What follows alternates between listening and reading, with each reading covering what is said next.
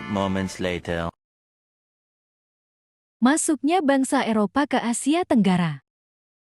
Memasuki abad ke-15, Eropa mengalami masa Renaissance yang ditandai dengan munculnya berbagai teori dan pemikiran serta revolusi sosial. Bangsa Eropa melakukan pelayaran untuk menemukan kejayaan pada wilayah-wilayah di belahan dunia lain. Revolusi industri pada penghujung abad ke-18 semakin mendorong kegiatan pelayaran ini. Bangsa Eropa membutuhkan lebih banyak bahan baku dan tenaga kerja untuk menunjang kegiatan perekonomian mereka yang tersedia di Asia Tenggara.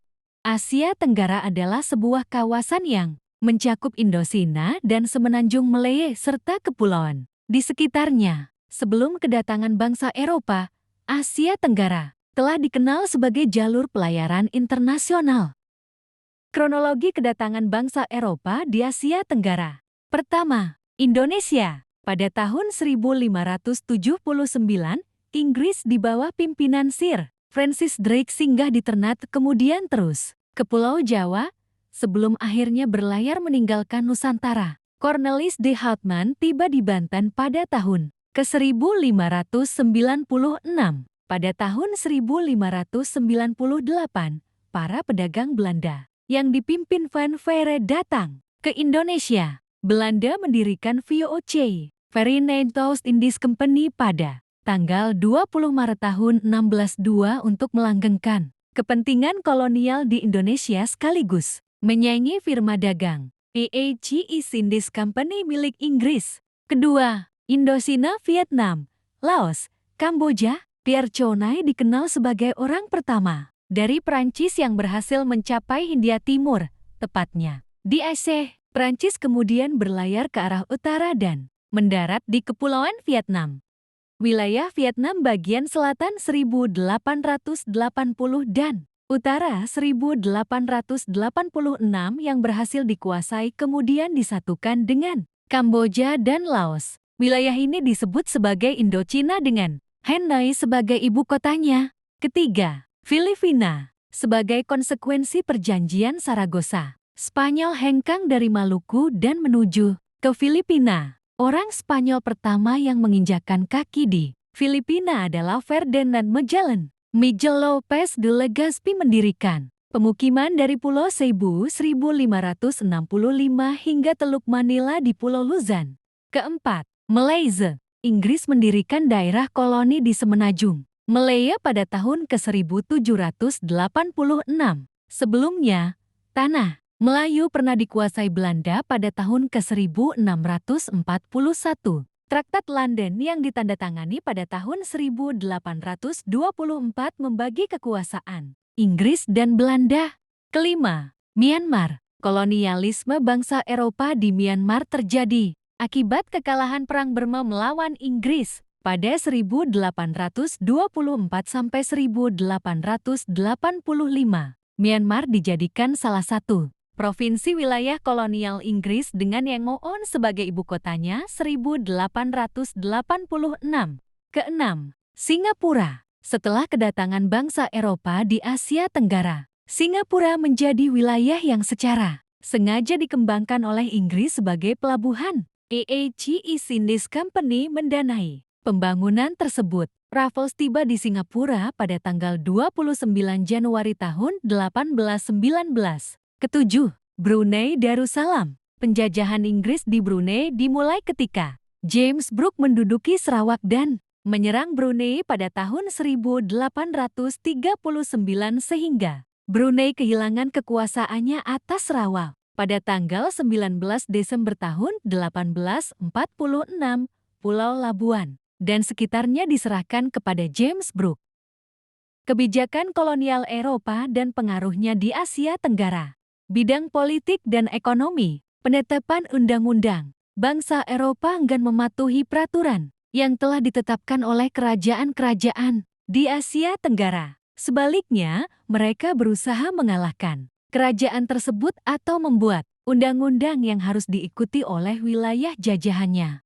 Pendirian Kongsi Dagang. Kongsi Dagang Belanda, VOC Verenigd Oost-Indies Company bersitegang dengan EAC East Indies Company milik Inggris. dalam memperebutkan pengaruh di Asia Tenggara.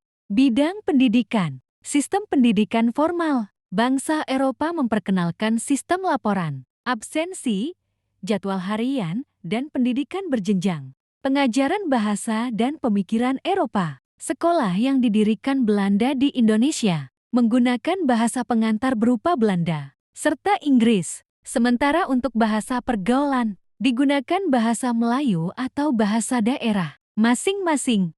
Bidang sosial dan budaya. Tersebarnya agama Kristen ke Asia Tenggara. Penyebaran agama didukung oleh kolonial Eropa dengan pemberian bantuan kepada misionaris dan subsidi untuk pembangunan sekolah-sekolah. Misi Kristen yang cukup kental di Asia Tenggara. Pembangunan benteng dan kota. Bangsa Eropa banyak mendirikan benteng sebagai strategi pertahanan di Asia Tenggara, salah satunya Benteng Marlborough, yang merupakan peninggalan East Indies Company di Bengkulu. Stratifikasi sosial. Bangsa Eropa mengelompokkan warga negara berdasarkan keturunan atau tempat kelahiran. Sistem stratifikasi sosial tersebut selain dipengaruhi oleh keturunan juga berdasarkan pembagian kerja dan kontribusi modal terhadap pemerintah kolonial.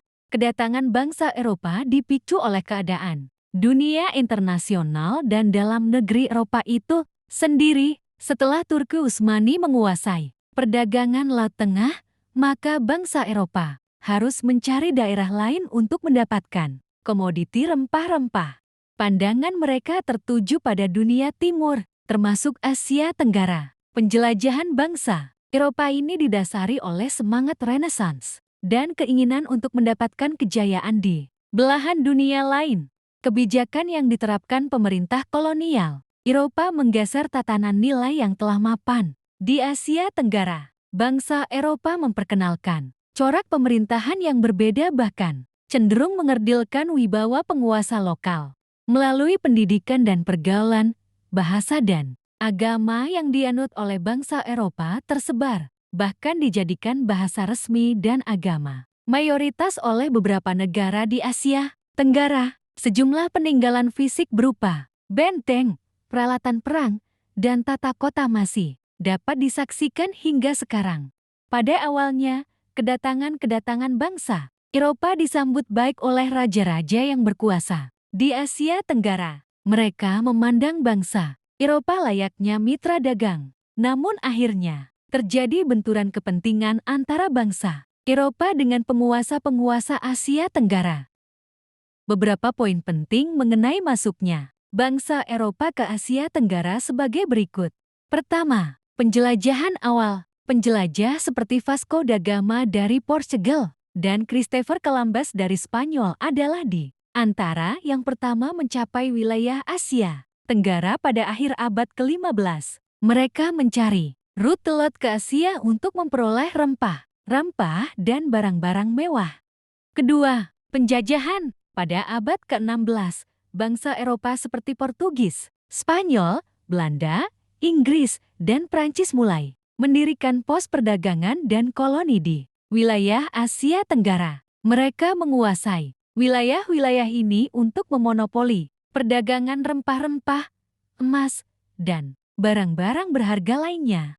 Ketiga, perdagangan rempah. Perdagangan rempah-rempah, terutama lada, cengkih, dan pala, menjadi daya tarik utama bagi bangsa Eropa. Ini menyebabkan eksplorasi. Wilayah-wilayah seperti Maluku dikenal sebagai kepulauan rempah-rempah yang kaya akan rempah-rempah. Keempat, pertempuran dan konflik. Masuknya bangsa Eropa seringkali mengakibatkan konflik dengan kerajaan-kerajaan lokal. Misalnya, Belanda berperang dengan kerajaan-kerajaan di Jawa untuk mendapatkan kendali atas perdagangan dan ekonomi. Kelima, pengaruh budaya. Selama masa penjajahan, pengaruh budaya Eropa membawa perubahan dalam masyarakat lokal, terutama dalam hal agama, bahasa, dan tata pemerintahan. Misalnya, banyak penduduk setempat menjadi Kristen sebagai akibat dari aktivitas misionaris Eropa. Keenam, kemerdekaan. Setelah Perang Dunia II, banyak negara di Asia Tenggara meraih kemerdekaan dari penjajahan Eropa. Ini mengarah pada pembentukan negara negara merdeka seperti Indonesia, Malaysia, Filipina, dan lainnya. Masuknya bangsa Eropa ke Asia Tenggara adalah bagian dari sejarah kolonialisme dan imperialisme yang memiliki dampak jangka panjang pada wilayah tersebut. Walaupun banyak negara di Asia Tenggara telah mencapai kemerdekaan, pengaruh budaya, ekonomi, dan politik Eropa masih dapat dilihat dalam masyarakat dan kenegaraan mereka hingga hari ini. Portugis merupakan bangsa Eropa pertama yang masuk ke Indonesia. Pada tahun 1509, bangsa Portugis mendirikan kantor dagangnya di Goa. Kemudian, pada tahun 1511, di bawah pimpinan di Albuquerque, Portugis berhasil menguasai Malaka. Di bawah pimpinan D'Abreu tiba di Maluku pada tahun 1512, Portugis diterima baik oleh Sultan Ternate yang sedang bermusuhan dengan Tidore. Bangsa Portugis mendirikan benteng dan memonopoli perdagangan rempah-rempah di sana. Selain itu, tokoh Franciscus Saverius dari Portugis juga aktif menyebarkan ajaran Nasrani. Portugis tidak hanya fokus di Maluku tetapi juga beraktivitas di Pajajaran di Indonesia bagian barat pada tahun 1522 dengan harapan mendapatkan dukungan melawan ekspansi Demak. Pada 1595, Belanda berlayar ke Nusantara dengan 4 kapal pimpinan Cornelis de Hatman melewati rute Afrika Barat Tanjung, Harapan Samudra Hindia Selat Sunda, Banten. Bangsa Belanda diterima baik di Banten awalnya, tapi akhirnya diusir karena perilaku buruk. Kemudian, rombongan kedua di bawah Jacob van Neck tiba di Banten pada 1598, diterima baik karena Banten sedang bertengkar dengan Portugis. Belanda pandai berhubungan dengan Banten dan kirim rempah-rempah ke Belanda. Ini membuat pedagang Belanda tertarik ke Indonesia dan menyebabkan persaingan. Melihat situasi ini, Alden Barneveldt mengusulkan pembentukan Foreign Toast Indies Company (VOC) pada 1602 untuk mengelola perdagangan di Hindia Timur. Pada awalnya, Inggris mencari rempah-rempah di India dan membentuk East India Company (EIC). Kemudian, Inggris berlayar ke Indonesia untuk berdagang rempah-rempah. Meskipun Belanda berkuasa di Indonesia, Inggris mencoba mengganggu monopoli perdagangan Belanda dengan VOC. Pada tahun 1602, Inggris mendirikan kantor dagang di Banten dan Jayakarta. Hingga pada abad ke-16, Inggris membuka banyak kantor dagang di Indonesia, termasuk Goa, Makassar, dan Aceh. Namun, sikap sombong dan otoriternya membuat masyarakat Indonesia tidak menyukai pedagang Inggris. Pada akhirnya, penjelajahan samudera yang dilakukan bangsa-bangsa Eropa disertai semangat 3G, yaitu gold kekayaan, glory kejayaan, dan gospel menyebarkan agama Nasrani. Gold berarti keinginan memperoleh kekayaan di wilayah-wilayah baru yang ditemukan, yaitu emas, perak dan bahan tambang serta bahan-bahan lain yang sangat berharga. Glory diartikan sebagai kejayaan atau untuk menguasai wilayah yang didatangi dan dijadikan sebagai koloni. Gospel merupakan misi menyebarkan ajaran Nasrani, Kristen Katolik, dan Kristen Protestan. Putusnya jalur perdagangan Asia-Eropa mendorong kerajaan-kerajaan di Eropa untuk mencari jalur perdagangan baru. Kali ini, tidak melalui darat yang sudah dikuasai oleh Turki Utsmani. Mereka mencari jalur lain yang lebih sulit dan berbahaya, yaitu mencoba menelusuri surga rempah-rempah lewat pelayaran. Portugis dan Spanyol menjadi negara yang pertama melakukan penjelajahan. Mereka akhirnya berhasil mencapai kepulauan rempah di timur jauh alias Asia Tenggara. Pada 1512, armada laut Portugis sampai ke Malaka. Portugis tiba di Kepulauan Nusantara dengan membawa serta 1.200 orang dan 18 kapal. Spanyol kemudian datang ke Kepulauan Nusantara setelah Portugis. Belanda lantas mengikutinya. bahkan memiliki pengaruh yang jauh lebih dalam daripada dua bangsa Eropa sebelumnya. Ini dikarenakan penjajahan yang Belanda lakukan berlangsung sangat lama.